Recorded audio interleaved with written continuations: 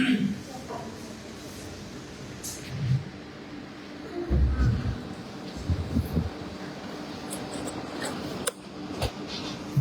selamat pagi dan selamat bersahabat semua. Senang untuk bersama-sama dengan kamu di gereja Tiga Papan pada bersahabat ini.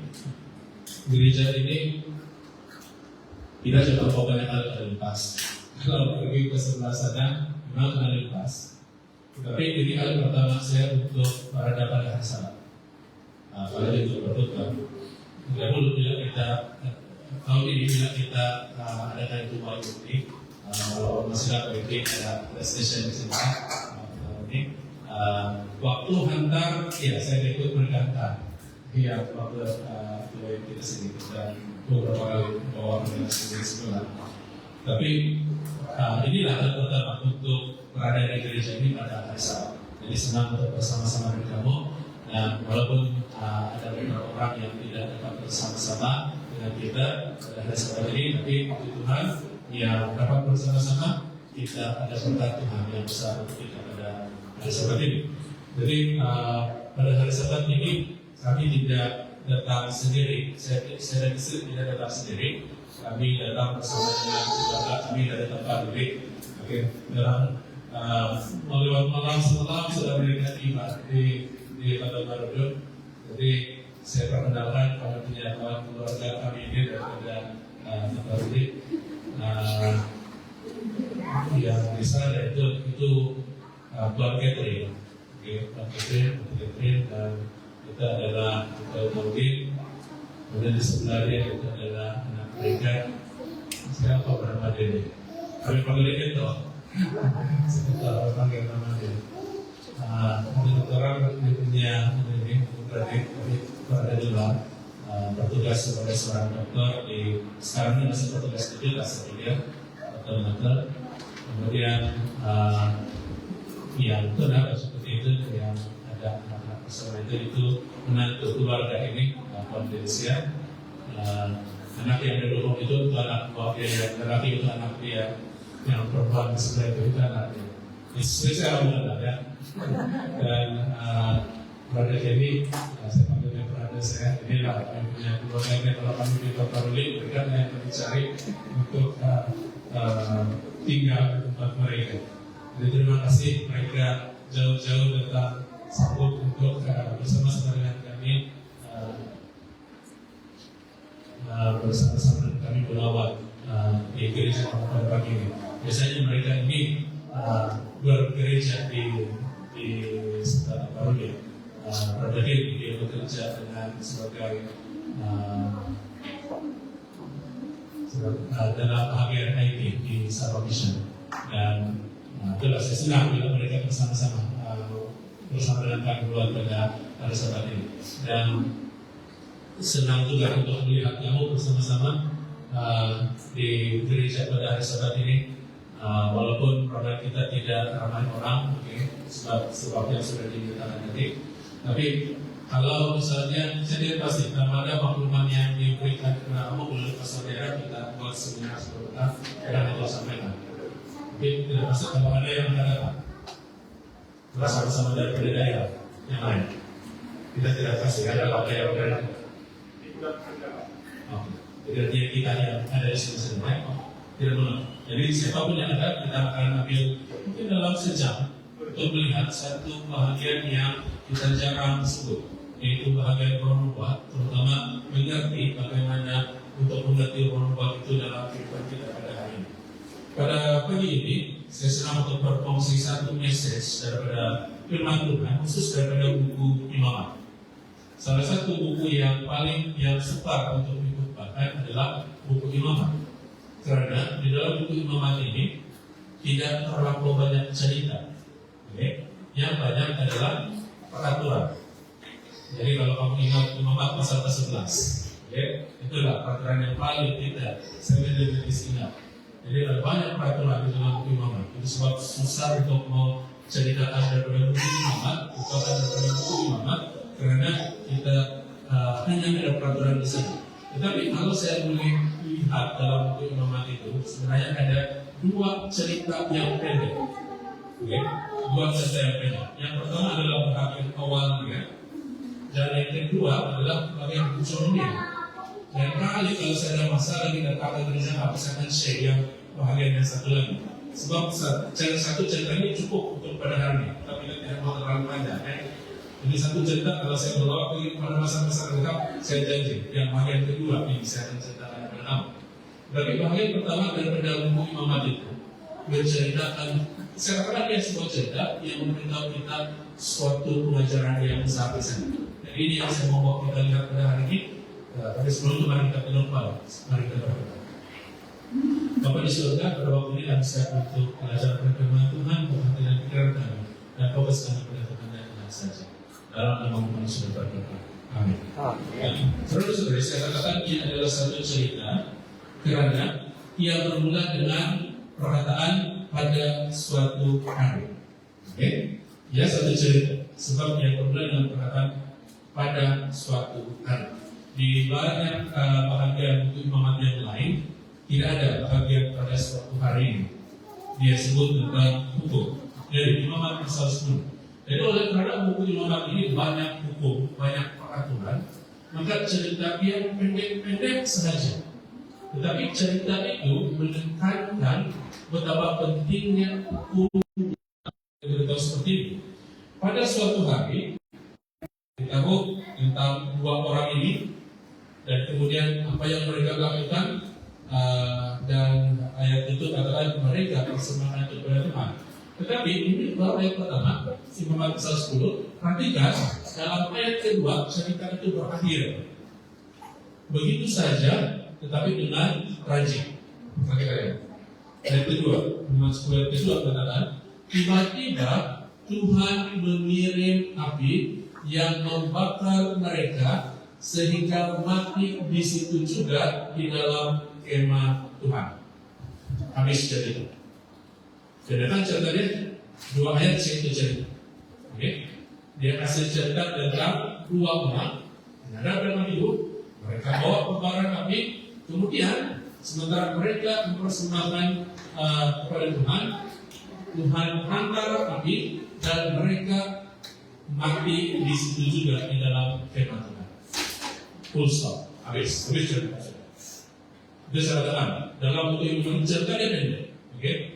Dia direct to the point ceritanya. Sebab dia mau kasih ke kampung, jadi dia kasih untuk cerita ini dan kita nanti kita perhatikan dalam.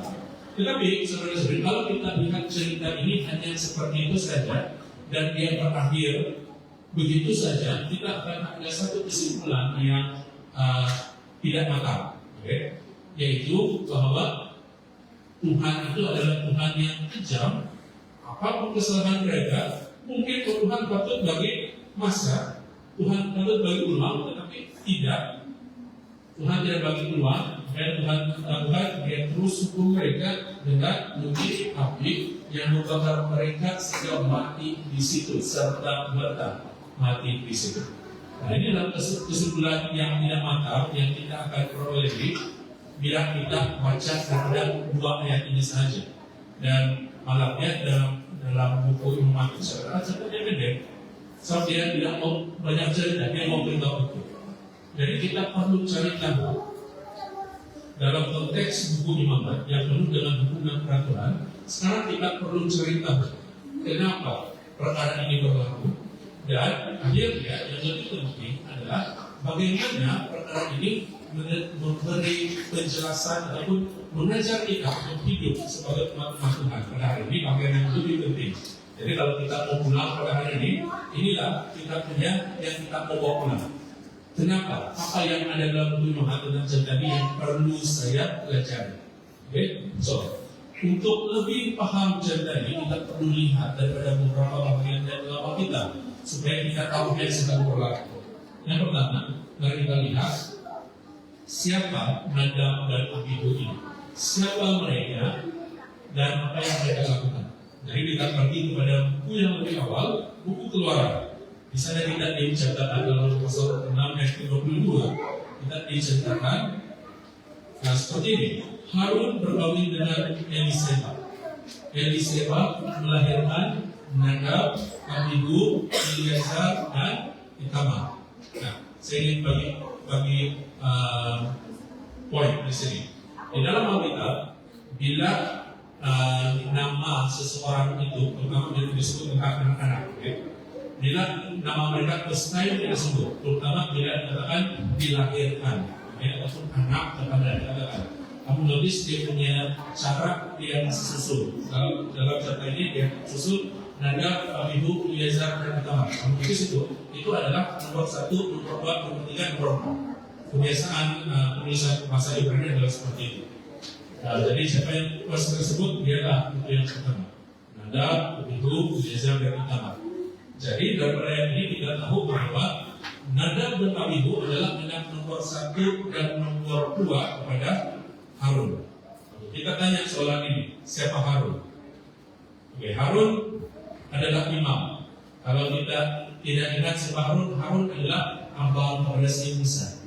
Masih ingat waktu Musa lari daripada Mesir selepas 40 tahun, Tuhan panggil dia. Ada pengalaman Musa di semak yang terbakar itu, Tuhan panggil dia kasih tahu Musa untuk pergi semula ke Mesir, kembali ke Mesir, dan bawa bangsa Israel keluar dari Mesir. Kemudian bila Tuhan suruh Musa balik ke Mesir, bawa bangsa Israel keluar, Musa ada alasan dan dia mau pilih. Salah satu alasannya adalah ini, Tuhan bilang, saya ini tidak pernah bercakap-cakap, dia bilang. Saya tidak pernah bercakap, dia bilang. Dia sudah ngomong kepada Kastam. Saya tidak pandai bercakap, apa yang mau kasih tahu kepada mereka bilang tiba di Mesir nanti. Jadi apa Tuhan bilang? Kalau kamu punya alasan adalah ini, oke, kamu ada satu orang abang di sana namanya Harun. Harun yang akan bercakap paling pihak kamu. Oke, so inilah Harun. Oke, dia adalah Harun. Kemudian bila bangsa Israel sudah keluar dari Mesir, Tuhan panggil Musa. Musa sudah dipanggil menjadi nabi. Oke. Kemudian Musa masih ada seorang saudara perempuan, makanya Miriam. Tuhan panggil juga Miriam itu sebagai seorang nabi bersama-sama dengan si Musa. Tetapi yang lebih dahulu dipanggil adalah si Musa. Kemudian kepada si Harun, abang si Musa, Tuhan panggil dia untuk menjadi imam. Okay? Tuhan panggil dia untuk menjadi imam. Nah, mari kita memaham apa ini imam ini? Apa ini jabatan imam kalau di dalam kalangan umat-umat Tuhan pada waktu itu? Waktu ini umat-umat Tuhan belum ada raja lagi. Okay? So, mereka ini adalah raja mereka adalah Tuhan. Tuhan adalah raja mereka. Jadi, oleh sebab Tuhan itu adalah dia Tuhan, dia tidak tinggal bersama-sama dengan bangsa Israel pada waktu itu. Jadi yang memimpin umat-umat Tuhan pada waktu itu adalah yang memimpin pihak Tuhan. Okay? So, Nabi itu hanya bekerja sebagai konstruksi sebagai mulut Tuhan, kasih tahu apa yang Tuhan mau katakan pada bangsa itu. Tetapi untuk memimpin umat-umat itu di dalam mereka punya upacara ibadah mereka, inilah imam. Okay? Imam. Jadi Harun adalah imam yang pertama. Jadi imam di dalam umat-umat Tuhan pada waktu itu adalah satu, kalau dalam panggil itu sebagai jabatan. Okay? Dia adalah satu jabatan yang bukan kena pilih, dia kena kasih waris. Jadi kalau bapak mereka imam, anak-anak mereka akan jadi pengganti imam itu. Okay? Macam ketua kampung kalau dulu kan. Jadi kalau bapak dia ketua kampung, anak-anak dia jadi ketua kampung juga kemudian. Tapi sekarang bukan kita aturan kita bersama pun nanti sekarang. Tetapi waktu yang lalu sebenarnya adalah seperti ini. Jadi imam itu seperti itu. Imam itu tidak Tuhan yang panggil, kemudian anak-anak dia otomatis akan ganti bapak mereka kalau bapak mereka sudah tidak ada. Jadi kalau kita ikut pemahaman kita itu, sepatutnya kalau Harun sudah tidak ada, siapa yang mengganti dia sebagai imam besar? Siapa yang mengganti dia? Sudah tentu yang nomor 1, Sinadab. Selepas Sinadab siapa? Abihu. Selepas Abihu, Eliezer. Selepas Eliezer, Itamar. Nah, seperti itu. Dia punya aturan dia. Siapa yang keluar mau ganti? Okay? Jadi maksudnya mereka dan Abihu ini daripada hal ini kita mengerti bahwa mereka adalah anak anak kepada Imam Harun, dan mereka lah yang kemudiannya akan ganti Harun kalaulah Harun meninggal dunia. Jadi mereka akan ganti imam. Jadi imam ini adalah oleh karena dia tidak jelas.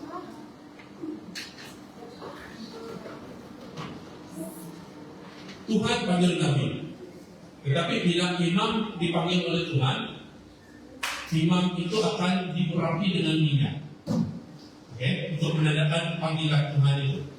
Sama seperti raja, bila raja pertama umat Tuhan, Raja Saul dipanggil, Samuel dia mengurapi si Saul dengan minyak. Sama seperti bagaimana Musa mengurapi Harun dengan minyak. Bila dia dipanggil sebagai imam.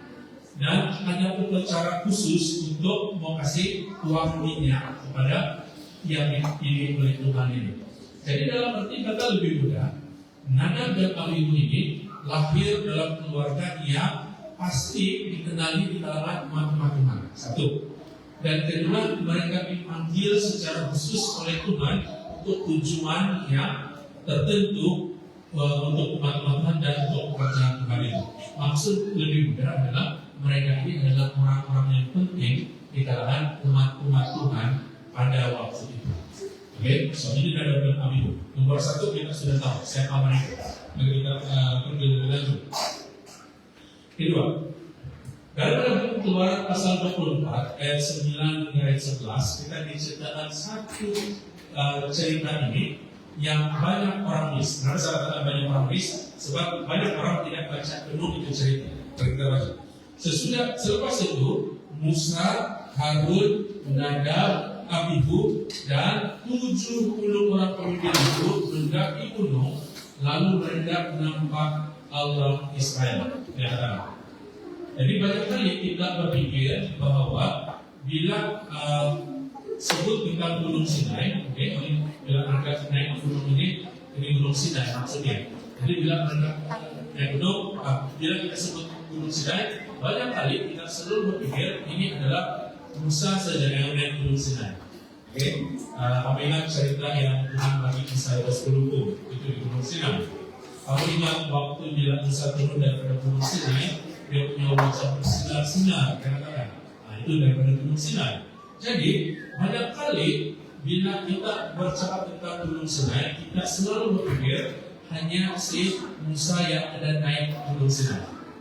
Jadi bila kita baca ini, kita dapati bahwa bukan hanya Musa yang pernah naik Gunung Sinai dan jumpa Tuhan, tetapi lebih daripada Musa. Siapa-siapa yang sudah pernah? Musa, Harun, Nadab, dan Abihu serta 70 orang pemimpin. Jadi berapa orang semua? 70 campur Musa, campur Harun, campur Nadab, dan Abihu berapa orang? 74 orang sudah jumpa Tuhan. Oke, saya tanya,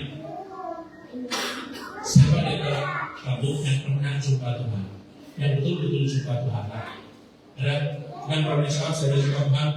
Saya pun tidak pernah dicakap saya pernah jumpa Tuhan. Tetapi 74 orang ini mereka sudah jumpa, sudah nampak Tuhan. Jadi pertanyaan saya, spesial atau tidak orang-orang yang sudah nampak Tuhan? Spesial? Biasanya kita diberitahu Tuhan itu penuh dengan kemuliaan. Jadi itu sebab bila dia mau jadi manusia, dia perlu tinggalkan ketuhanan dia di surga. Atau tidak manusia mati karena kemuliaan dia. Jadi bila orang-orang yang sudah jumpa Tuhan, kemudian mereka hidup untuk kasih cerita yang orang sudah jumpa Tuhan. Spesial orang-orang yang merasa spesial. Tidak ada kita yang boleh sebab kita pernah jumpa Tuhan dan boleh ceritakan. Dan kalau kita baca bagian akhir ayat 11 itu, perhatikan bagian akhir ayat 11 itu bagian yang sangat penting dalam ayat ini. Dikatakan seperti ini. Mereka nampak Allah Israel. Walaupun begitu, mereka tidak dibinasakan. Tuhan tidak membinasakan mereka. Dan lihat bagian akhir ayat ini. Mungkin kita rasa tidak ada kaitan. Tapi besar kaitannya, ini sangat sederhana. Selepas itu mereka makan dan minum. Jadi mereka sudah dekat Tuhan. Mereka hidup, tidak mati. Tuhan izinkan mereka untuk melihatnya. Oke? Tetapi di bagian 7 ayat 11 itu dia sebut tentang satu perkara yang mungkin bagi kita tidak kita besar kaitannya. Dia katakan selepas itu mereka makan dan minum. Apa kaitannya? Kenapa mereka makan dan minum? Penting kan makan yang penting makan untuk kita, oke? Tapi apa kaitan makan dan minum dalam cerita ini? Kenapa dia perlu kasih tahu 74 orang itu selepas nama Tuhan mereka makan dan minum? Kenapa? Perhatikan, kita perlu pergi kepada dua cerita yang lain untuk paham ini dan mengerti bahwa 74 orang ini spesial. Perhatikan, kata yang pertama. Kita pergi kepada buku Markus pasal kelima ayat 42 dan ayat 43. Waktu di mana ada seorang anak kecil telah meninggal dunia dan mereka panggil Yesus dan Yesus bangkitkan anak kecil itu daripada kematian. Kita baca dalam anak perempuan itu bila Yesus panggil dia, anak perempuan itu segera bangun dan lalu berjalan. Lalu Yesus berkata, berilah anak ini makan. Dia katakan, dia suruh kasih makan itu yang sudah bangkit itu tadi. Persoalannya kenapa? Sebab lepas bangkit lapar kan? Itu lah sebabnya. Satu lagi. Sebelum saya terangkan ini, kalau kita baca Lukas 24 ayat 21 hingga ayat 23. Ini adalah waktu apabila Yesus telah disalibkan dan murid-murid Yesus balik kepada pekerjaan lama mereka. Salah satunya pekerjaan mereka adalah nelayan. Oke. Jadi sementara murid-murid Yesus itu pergi menangkap ikan di Danau Galilea, mereka lihat jauh di sana, bilang di tepi itu danau, macam kenal, macam Yesus bilang, makin hampir, Yesus sudah mati, Yesus sudah mati, kita bilang, siapa itu? Dia bilang, oke. Jadi sementara mereka tiba dan bertemu dengan Yesus, mereka merasa takut. Kenapa? Sebab Yesus sudah yang mereka tahu sudah mati, sudah tersalib. Tapi siapa ini yang mereka nampak melalui Yesus? Jadi sementara mereka ketakutan, Yesus katakan ini kepada mereka. Adakah kamu mempunyai bangunan di sini? Dia katakan. Lalu mereka memberikan sefoto ikan yang sudah dimasak kepada Yesus. Yesus mengambil ikan itu dan makan di hadapan mereka. Katakan. Perkataan yang sama, makan. Jadi 3 cerita, 3 perkataan makan. Mari kita lihat apa maksudnya. Kalau kita bermaksud pada ini, jadi Yesus bangkit. Yesus bangkit, oke? Dia bicara murid-murid dia dan dia minta makan. Jadi betul pula orang yang bangkit daripada kematian dia lapar. Betul lah seperti itu. Ataupun ada sebab yang lain. Nah, berapa banyak di antara kamu yang pernah melewati hospital? Pernah melewati hospital pun kawan-kawan sahabat mengeluarkan yang sedang sakit. Oke, terima kasih. Apa pertanyaan yang kamu selalu tanya? Kalau kalau kamu melewati kepada orang-orang yang sakit itu, biasanya saya dengar adalah kamu sudah makan kan? Kalau lapar kan? Atau ada lagi yang mau rasa-rasa kamu makan kan?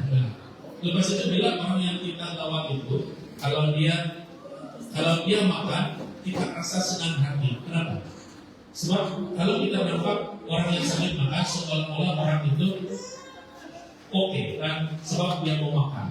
Dan dalam pikiran kita kalau dia makan, dia akan ada tenaga yang baru. Dan bila dia ada tenaga yang baru, dia akan pulih daripada dirinya penyakitnya. Betul? Kita rasa senang hati bila nampak orang sakit makan. Oke? Nah, saudara-saudari, kenapa kata makan ini ada di sini? Sebab di dalam 3 cerita itu yang pertama itu kita kasih lalu, dalam 2 cerita ini anak yang sudah bangkit dan juga Yesus yang bawa bangkit itu, kedua-duanya adalah daripada kematian. Oke? Dan kemudian mereka minta makan. Jadi nampaknya di sini bukan terlibat dengan lapar saja. Mereka sedang menunjukkan, Yesus sedang menunjukkan kepada orang yang nampak peristiwa kebangkitan itu bahwa ini bukan hantu bangkit.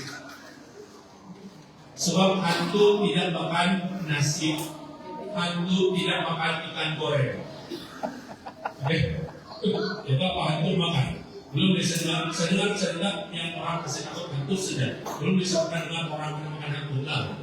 Selalu itu hantu dijaga kita takut sudah. Memang tidak orang yang makan hantu lah, setahu saya. Dan kalau orang jahat kan, hantu makan orang saya belum pernah dengar lah. Harimau makan orang bukan.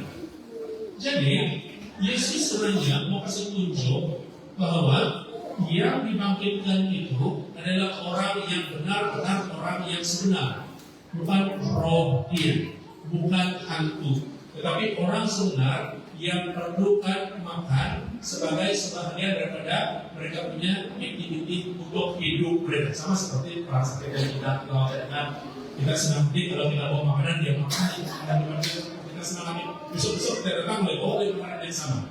Sebab kita sedang betul melihat dia makan. Sebab makan itu adalah satu petunjuk bahwa seseorang itu sedang hidup. Seseorang itu sedang hidup, bertenaga untuk melakukan sesuatu. Jadi ini adalah bukan anak perempuan lapar.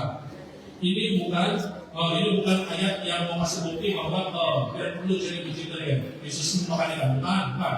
Ini dia mau kasih tahu bahwa bila dia bangkit daripada kematian dia adalah manusia yang sebenar, orang yang sebenar. Ada keperluan untuk makan. Nah, saudara-saudari, dengan pengetahuan ini, mari kita balik ke dalam buku Keluaran 24 ayat 11. Jadi 74 orang ini mereka sudah nampak Tuhan dan tidak dibinasakan oleh Tuhan. Apa bukti dia? Mereka masih hidup. Bahwa mereka makan dan minum. Mereka masih hidup. Sebab tidak ramai orang yang mengklaim sudah nampak Tuhan dan masih hidup. Apa bukti mereka masih hidup? Mereka makan dan minum. Jadi sekarang saya ingin tanya kita sekali lagi. Nadab dan Abihu yang termasuk dalam bulan 24 orang ini, mereka ini orang-orang yang spesial atau tidak? Spesial mereka. Wah, spesial. Anak imam, pengganti imam, sudah nampak Tuhan dan masih hidup. Berapa banyak mereka yang boleh klaim seistimewa mereka? Oke, jadi poin yang saya katakan sendiri adalah Nadab dan Abihu ini adalah orang-orang yang istimewa. Bukan hanya di kalangan umat-umat Tuhan, tetapi juga di hadapan Tuhan sendiri. Malah kalau kita baca Keluaran 28 ayat 1 dan ayat 2, perhatikan ini.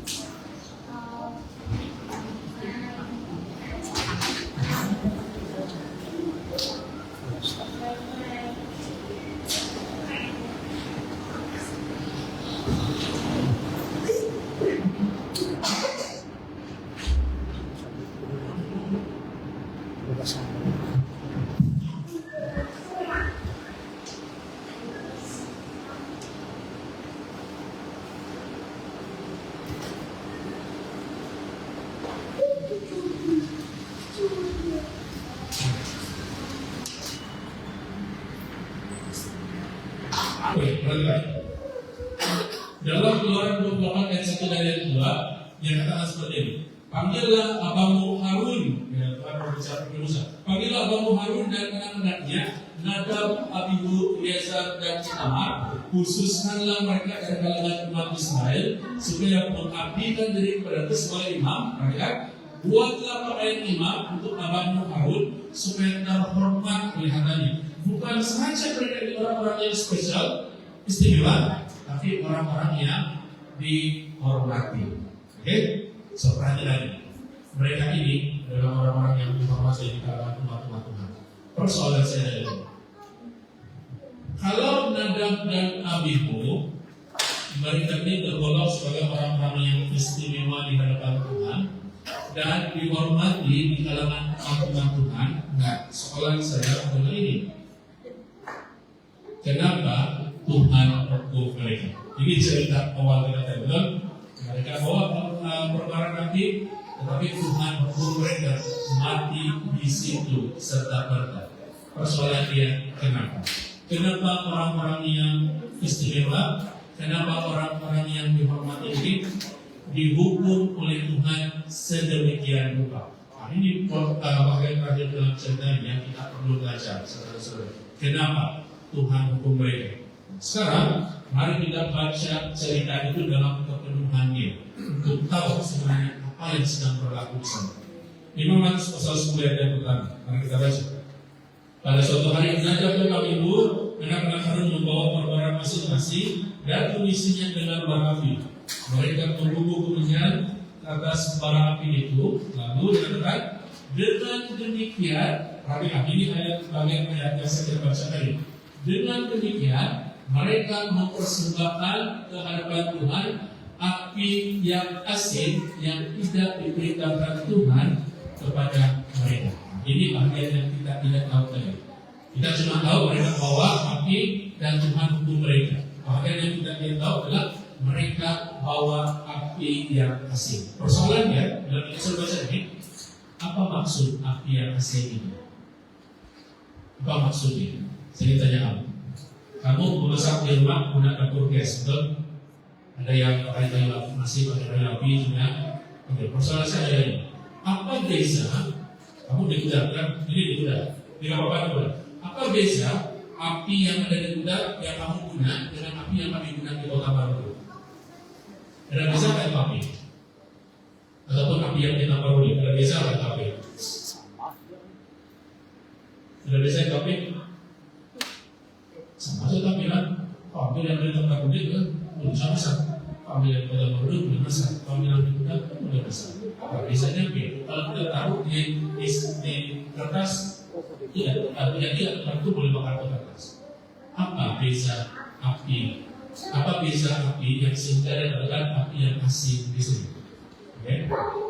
Nah kita lihat perkataan yang digunakan untuk api yang asin ini. Bila kita coba lihat dia punya perkataan asal dia adalah perkataan yang sama yang digunakan dalam buku Keluaran pasal 30 ayat 9.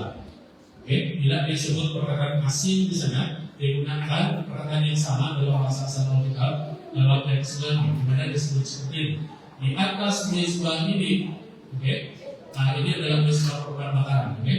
Jangan persembahkan sebarang kemenyan yang dilarang. Nah, ini maksudnya.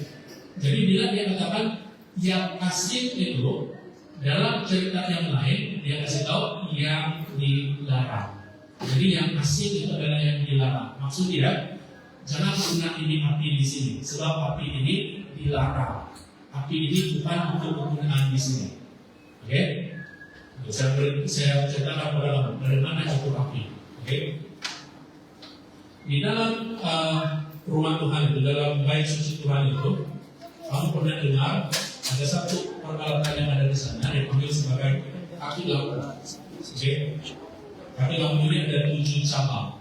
Ada 7 cabang dia. Dan waktu bait suci Raja Salomo sudah ada 7 cabang, ada 7 itu kaki lampu.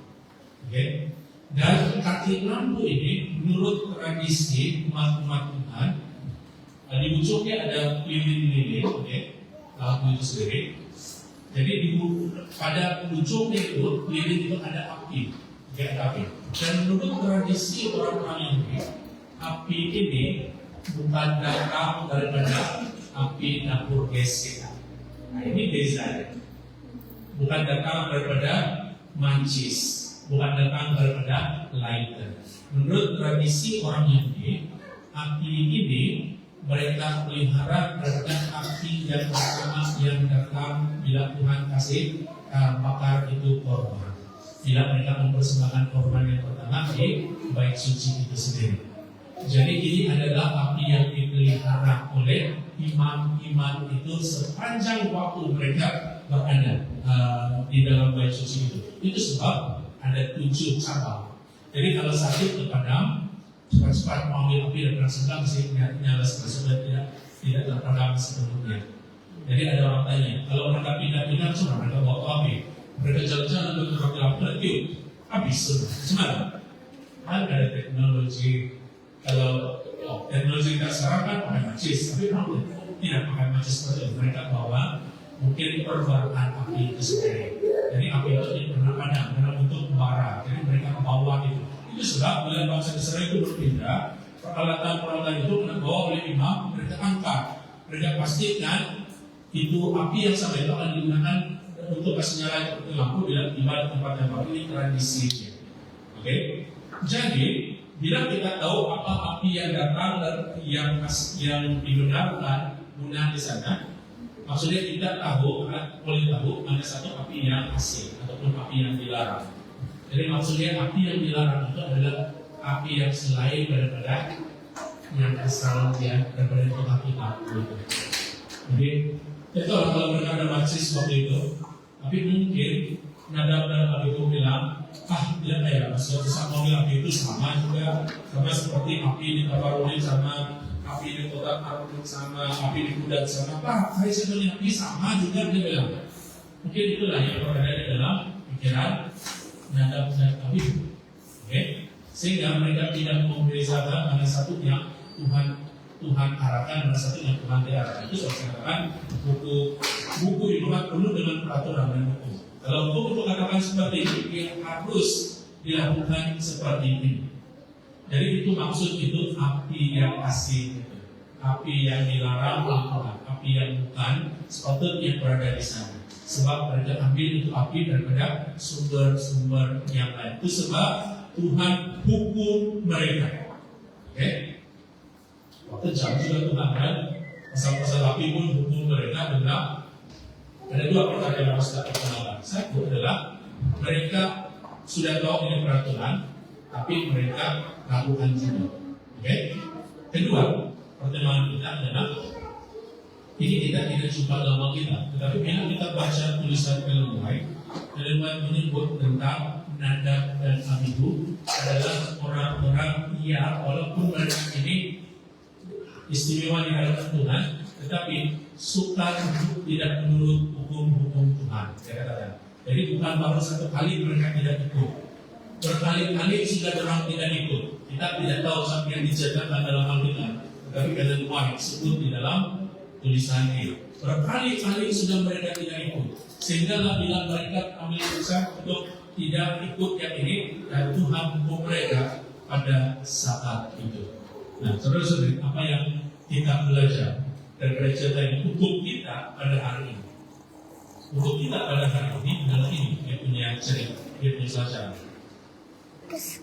Bila kita memanggil diri kita sebagai umat Tuhan, bila kita melihat bahwa kita sudah lama di dalam pekerjaan Tuhan, bila kita melihat bahwa banyak perkara yang kita sudah lakukan di hadapan Tuhan, akhirnya kita merasakan bahwa saya ini istimewa di hadapan Tuhan. Saya ini dihormati di kalangan umat-umat Tuhan. Dan oleh sebab itu tidak bisa kayak saya buat. Tuhan tidak akan hitung dosa saya sebab semua yang saya sudah buat. Hati-hati dengan pemikiran seperti ini. Hati-hati dengan pemikiran bahwa Tuhan tidak akan hitung kesalahan kita karena kita sudah berbuat banyak di dalam pekerjaan Tuhan. Hati-hati dengan pemikiran yang kita pikirkan bahwa saya sudah buat itu kan Tuhan perkara kecil pun Tuhan mau berhitung dengan saya. Hati-hati dengan pemikiran, sebab inilah yang Ellen White sudah bagi amaran. Saya mau akhiri perkongsian pada hari ini dengan kongsikan perkongsian dari Ellen White ini. Ini daripada buku pada Nabi dan Taubat atau surat 359 dan 360. Dikatakan seperti ini. Selepas Musa dan Harun, Nadab dan Abihu adalah yang tertinggi di Israel. Mereka telah diberi penghormatan oleh Tuhan, telah dibenarkan bersama dengan 70 elder untuk melihat kemuliaan di atas bumi, kesebaran tadi. Oleh itu, pelanggaran mereka tidak boleh dimaafkan atau dianggap ringan. maka kesemua mereka itu menjadikan dosa mereka lebih teruk, lebih berat. Jadi kalau kita yang klaim kita ini spesial di hadapan Tuhan, kita ini dihormati oleh Tuhan, kalau kita buat dosa, maka dosa itu lebih berat untuk kita. Kenapa? Sebab siapa kita, sebab kedudukan kita. Oke? Jadi Tuhan berhitung itu. Perhatikan. Ini kita baca lagi. Karena mereka telah menerima terang yang besar, karena mereka bersama para pemimpin Israel naik ke gunung dan meningkis untuk melihat Tuhan dan untuk berada dalam kemuliaan-Nya, biarlah mereka tidak memuji diri sehingga mereka kemudiannya berdosa dan seminang-minangnya berdosa sebenarnya, dan jangan mereka berpikir karena kedudukan mereka Tuhan tidak akan menghukum kejahatan mereka. Ini adalah tipu daya mampus. Jadi saudara dan saudari, jangan pernah pikir besok kita sudah buat itu, kita sudah buat ini, kita sudah bagi Tuhan ini, kita sudah bagi Tuhan begitu, maka tidak apa-apa, Tuhan tidak berhitung dengan saya. Ya, hati-hati. Teman-teman, ini adalah tipu daya mau. Kemudian lagi ada teman-teman, terang besar yang diberikan di Jakarta akan memberikan ulangan kebajikan dan keputusan yang sesuai dengan cahaya yang diberikan. Kurang daripada itu Tuhan tidak dapat terima. Berkat-berkat kebajikan yang besar tidak harus menyebabkan kelalaian. Jadi apa yang kita sudah buat biar Tuhan, jangan itu melalaikan kita. Oleh karena kita sudah diberikan terang yang besar, maka Tuhan expect kedudukan kita pun besar juga. Itu sebab kalau kita adalah pemimpin gereja, kita harus hati-hati. Sebab lebih besar kita punya pelanggaran daripada itu anggota gereja yang biasa. Sebab Tuhan sudah beri kita lebih banyak. Tuhan sudah pengetahuan itu banyak beri kita. Jadi kalau kita melanggar juga, maksudnya dosa itu lebih teruk bila kita yang melakukannya. Perhatikan ini. Dia tidak harus memberikan mereka suatu alasan untuk melakukan dosa atau menyebabkan mereka merasakan bahwa Tuhan tidak akan berhitung dengan mereka. Segala kelebihan yang diberikan oleh Tuhan adalah caranya untuk membuatkan mereka sungguh-sungguh dalam menjalankan kehendak-Nya yang suci. Jadi saudara-saudara, perhatikan ini, oleh Tuhan menyatakan hati-hati terhadap tipu daya maut ini. Jangan pikir kalau kita sudah kenal Tuhan, kita sudah buat ini, kita sudah buat itu, maka kita boleh pilih-pilih salah satu hukum Tuhan yang kita mau turuti. Ini pelajaran yang diajarkan di dalam buku Imamat. Masih ingat saya tadi, buku Imamat penuh dengan peraturan, penuh dengan hukum. Dan apa cara buku Imamat itu kasih tahu penting untuk turut hukum ini? Yang pertama dia katakan adalah tidak kira siapa kamu, sama ada kamu ini orang yang spesial kehadiran Tuhan, sama ada kamu sudah jumpa Tuhan, kamu pun masih perlu ikut peraturan itu. Walaupun kita ini pemimpin gereja, kita harus ikut itu peraturan. Inilah peraturan, inilah hukumnya, inilah cara Tuhan mau kita menurut hukumnya. Jangan tidak peduli siapa kita, apa yang kita lakukan, tetapi kita turut hukum Tuhan itu seadanya. Jangan pilih-pilih mana satu hukum yang kita mau turuti. Inilah buku Imamat. Buku Imamat penuh dengan peraturan, dan peraturan itu tidak bisa siapa kita. Kita Tuhan menuntut kita. Tuhan serius bila Dia beri itu peraturan. Tuhan serius kasih tahu kita, saya beri itu peraturan untuk kamu turuti. Tidak kira siapa kamu, siapa kita. Jadi saudara, saya bilang message buku Imamat ini kepada kita pada hari Sabat ini, untuk mengingat bahwa siapapun kita di hadapan Tuhan, kita semua tertakluk kepada hukum-hukum Tuhan. Dan bila kita tertakluk kepada hukum-hukum Tuhan, Tuhan tuntut untuk kita turuti hukum-hukum itu. Jadi saya tinggalkan message buku Tuhan untuk kita terus setia kepada Tuhan, terus setia kepada penuntutan kita terhadap hukum-hukum Tuhan, dan terus setia sampai ke dalam hari Tuhan. Tuhan memberkati Anda. Tuhan memberkati kita satu persatu.